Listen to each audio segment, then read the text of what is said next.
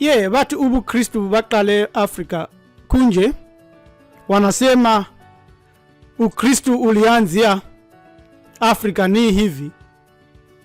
They say Christianity started in Africa. Is this so? Millions of well-meaning, honest and with good intention people now believe that the discovery of old Ethiopian Bibles stand as proof that Christianity was originally the religion or spirituality of melanin dominant human beings or Bantus. Did Christianity begin in Africa then? The answer could be easily a yes or a no, or I don't know, or I don't care. But we need to give an explanation for those that are seeking to find fundamentals that have good intentions for their cultural congruence as well as spirituality. This is a very serious matter that borders on economics, freedom and independence of the melanin dominant human beings on the earth, because spirituality drives your mentality. Ethiopian Bible is the oldest Bible, we are told, and the complete Bible on earth, written in the Ge'ez and ancient dead language of Ethiopia. It's nearly 800 years older than the King James Version and contains 81 to 88 books compared to 66 in all other Christian Bibles. It includes the books of Enoch, Ezra, Baruch, and all 3 books of Maccabees, and a host of others that were removed from the King James Version or from any other Bible that you can find on the earth.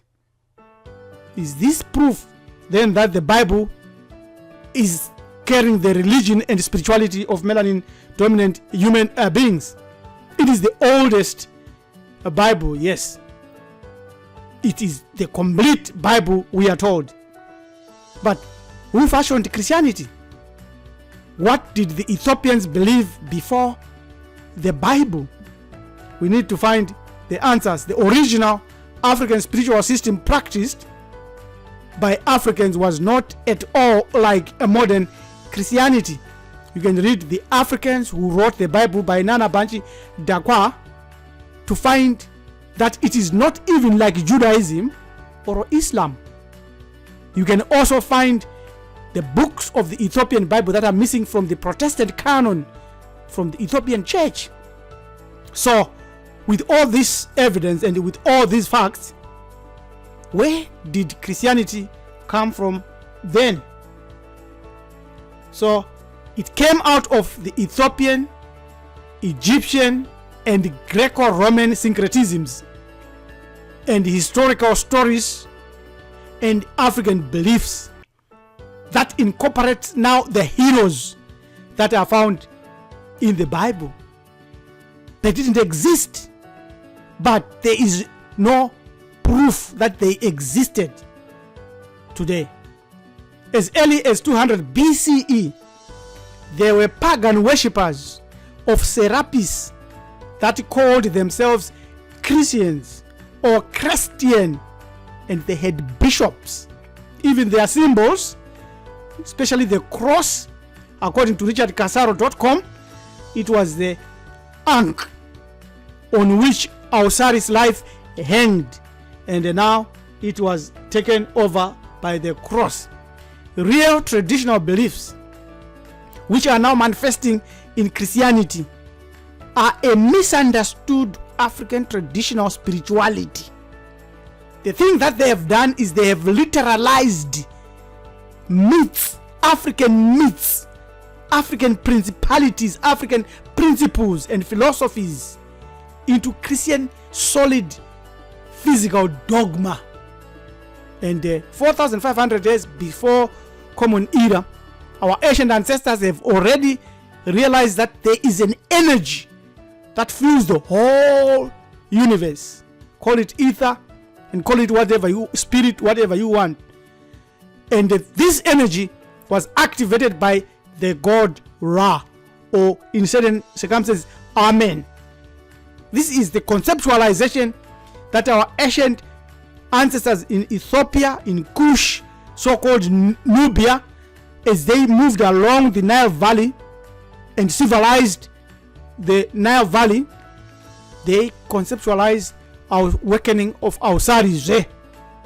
And out of this Ausari, the concept of Ausari, you got the Rig Veda, which is older than the Bible, which is older than the Quran, and all they were copied and stolen from the oldest book ever that was written 4,500 years before Common Era, awakening of Ausari, which is an ancestor worship and veneration, which is the oldest belief system in human history when you look at it from an animistic perspective. It is now mentally used to imagine Jesus as resurrecting from the dead, and it is literalizing what Umbuiso or Chenuro used to do and used to perform for the dead amongst our African ancestors.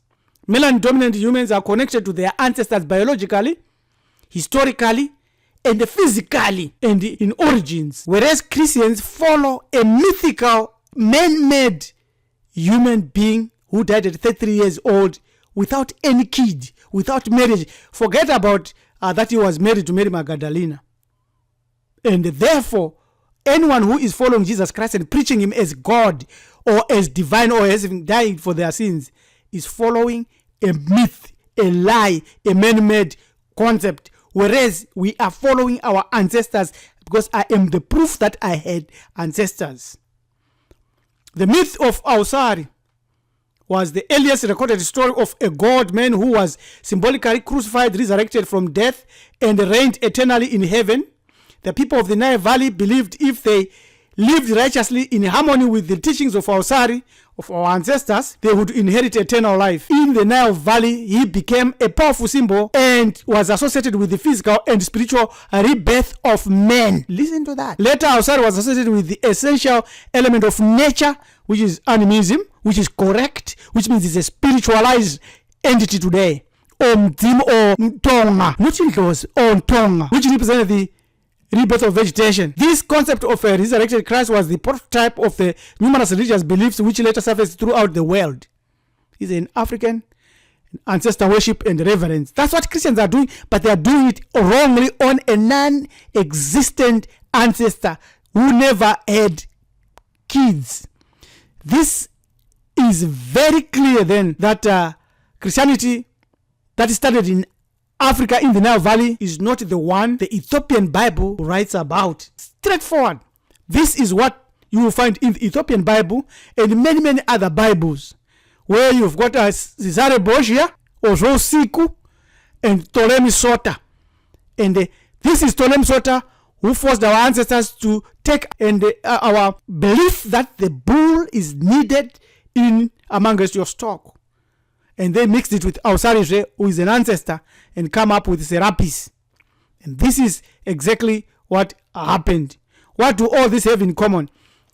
The Golgotha event that you boast of, the crucifixion that you boast of, is actually found 250 years before it occurred, which is a symbol of Ausari, life, eternal life, and his battle against Shatta, or Set, or evil forces, as he is empowered by Ra. Remember what we showed you there on about the origins 4,500 years ago of the Ra theology, Anunian theology, Anu theology, or Anu spirituality, or Amadlos, or Mtimu. This is exactly what is explained here. And it also find it in the Dendera temple, 75 years BCE. And you also find now being crafted and given to two thieves, and Jesus crucified there, and his blood and his hollow, which is Ra here. It's quite straight, and now the ankh has been changed to a cross. So this is what you find in the Ethiopian Bible and many other Bibles. Was Christianity created by Emperor Constantine? According to others, no, not at all. History tells us that Christianity started in Turkey. If you read in Acts, it tells you that it started in Turkey. However, in reality, the Roman Emperor Constantine only tolerated an already fractious and factitious Christian religion in 325 AD for political purposes. He did not create Christianity. It predates him by a number of years. It was one of many Greek-created competing sects. Therefore, modern Christianity is simply Greek philosophy.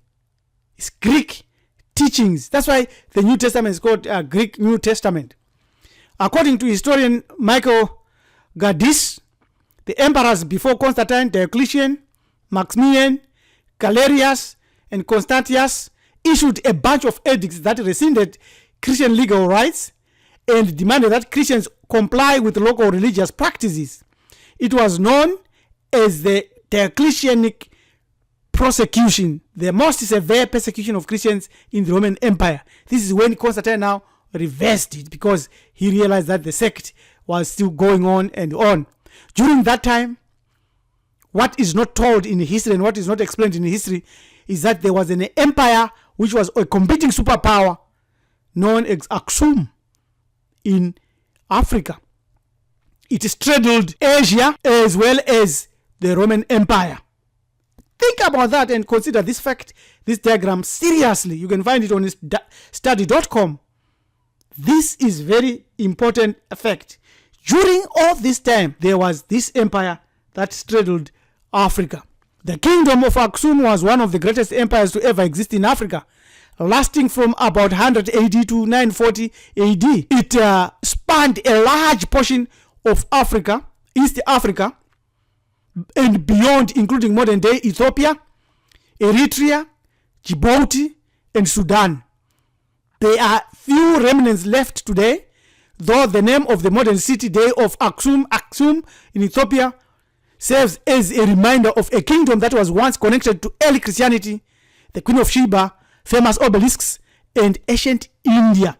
See that, to India there, to Central Africa there, and to Rome there, to Europe. This is what is not taught in history. So, Ethiopians ventured into North Africa, and there they captured two students of Platonism, so-called Christianity, who had studied this philosophy in Tyre. These two were Frumentius, a colleague, and possibly his brother Adesius. These were captured by the Ethiopians and brought to Aksum as servants of the Aksumite king, and they were able then to convert King Ezana. These two. So those who say Christianity started in Africa are simply lying, unless if they also are implying that this same place here, this same place is Africa, which we agree to, but we are saying the people that formulated it were not Africans. Negaste Ezana of Ethiopia, one of the first Christian emperors in the world, King Ezana II of the Aksumite Ethiopian Empire, became one of the first nations to become a Christian state in 330 AD. One of the oldest surviving Christian nations in the world.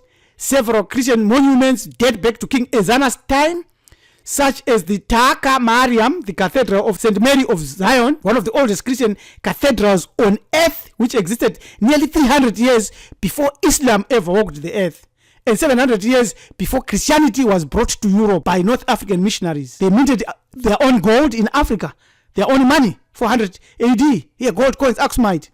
And they are big cathedrals, and now we are told that the Ark of the Covenant is there, but that is not correct. That is impossible. There is no Ark of the Covenant anywhere there. So those old Bibles and Christian paintings proves nothing that Christianity is an African religion. All this was said by Dr. Timothy E. Nelson, the historian. You can go to his Facebook here and read a lot about it. So this means nothing. It's just proof that someone came and indoctrinated our rulers. The Greco-Romans created the false religion after they invaded North Africa. They destroyed hundreds of African literature. To the contrary, Christianity is not a true belief system.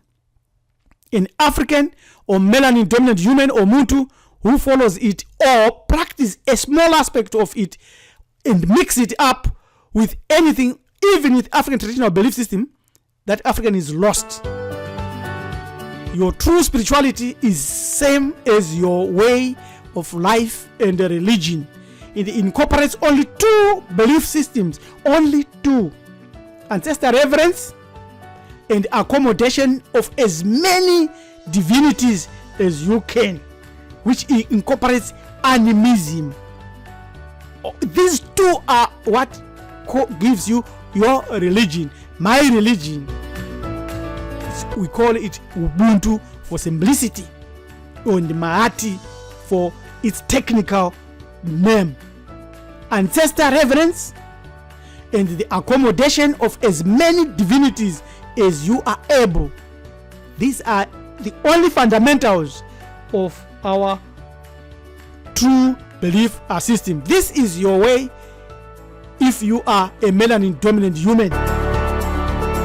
Find out how historical truisms turbocharges your consciousness today. You can do that by sending us an email on john@marifado.com and also visiting our website www.marifado.com. This is Preacher Rabbi Ellen Dumizulu saying, Tatenda Siyabonga, thank you. Enkosi, we are rebuilding our greatness. Subscribe to our channel and let us walk this journey together.